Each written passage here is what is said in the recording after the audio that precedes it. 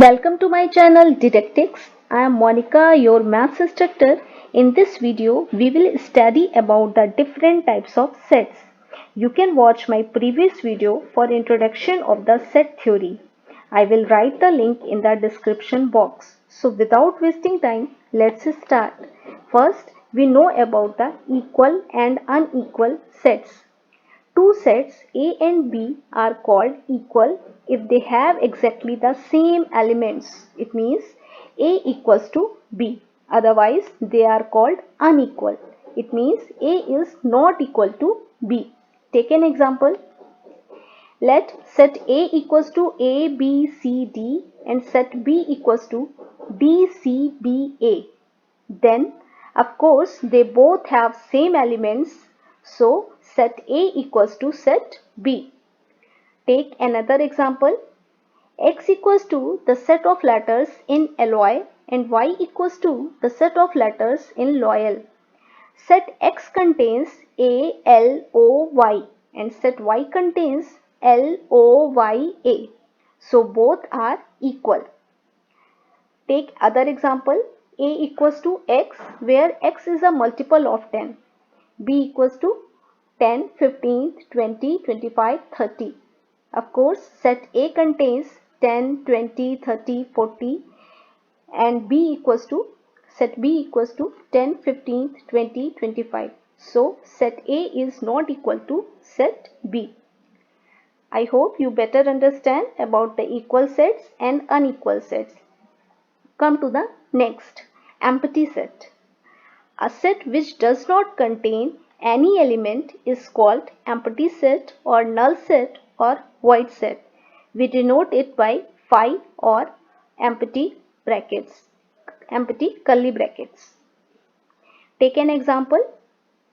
Let set A equals to x where x is between 1 and 2. X is a natural number. There is no natural number between 1 and 2, so set A equals to null set, or we can say it is a empty set or void set. Take other example, x where x is a natural number, x is less than 5 and x is greater than 7. There is no natural number which is simultaneously less than 5 and greater than 7. So A is a null set or void set. Y equals where y set third is y where y is a point common to any two parallel lines. There is no point which is common to any two parallel lines. So this set is also a null set or void set, or we can say empty set. Now come to finite and infinite sets. A set which is empty or consists of a definite number of elements is called finite set. Remember this, I am saying finite set can be empty or a set which contains a definite number of elements which can be counted. Elements which can be counted is called a finite set. Otherwise, it is called infinite set. Take an example. The set of a months of a year. We can count the months of a year. How many months in a year? Of course, 12. So this is a finite set.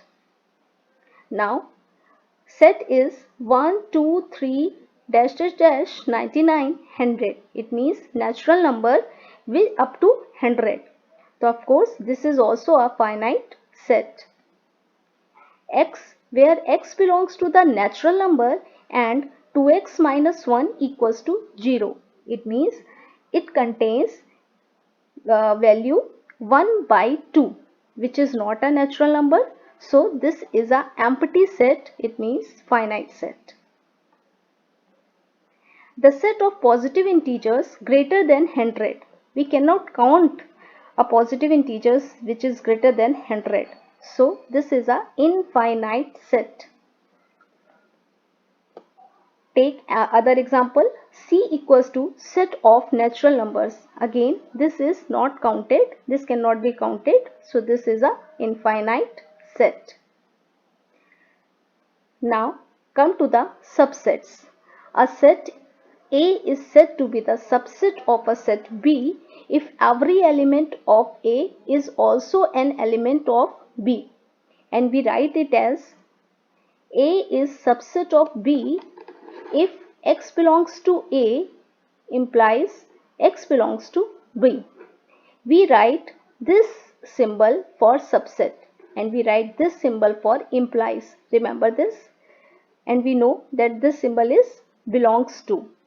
A is subset of B if X belongs to A implies X belongs to B. It means if X is contained in A, then surely X will contained in B. Now take an example. A equals to 1, 2, 3 and B equals to 1, 2, 3, 4. Of course, all the elements of A is in set B. So, A is the subset of B. Now, n equals to 1, 2, 3, 4, 5 dash dash dash. We know n is a natural number. And Z equals to -3, -2, -1, 0, 1, 2, 3 and so on. It means Z is a set of integers. We see that n is a subset of Z because all the elements of the natural number contained in an integer set. Now it's time to important points. If A is not the subset of B, then we write A is not the subset of B. We write this symbol. See, if A is subset of B and B is subset of A, then if and only if A equals to B. This sign is called two-way implication. It means if and only if. If we want to prove two sets are equal, then we can prove A is subset of B and B is subset of A. Now, phi is a subset of every set. Every set A is a subset of itself. If Q is a set of rational numbers and R is a subset of real numbers, then you can easily recognize Q is subset of R. If A is the subset of B and A is not equal to B, then A is called proper subset of B, or we can say subset of B, and B is called superset of A. Remember this? I am saying B is called superset of A and A is called subset of B. Now come to the power set. The collection of all the subsets of a set A is called power set of A. We denoted it by PA. In PA, every element is a set. Take an example. If A equals to 2, 3, then power set contains 5, 2, 3, 2 and 3. Important point. If A is the set with number of elements equals to m, then it can be shown that number of elements in power set equals to 2 to the power m. Now, last topic, that is universal set. Universal set is defined as the set which has elements of all the related sets. It is denoted by U. Take an example. If A equals to 2, 4, 6 and B equals to 6, 7, 8, then universal set contains 2, 4, 6, 7, 8. Universal set also contains, universal sets are different. It can be 2, 4, 6, 7, 8, 9, 10 also, or 2, 4, 6, 7, 8, 15, 14 also. It can be a lot of universal set. Now we will discuss Venn diagram in the next video.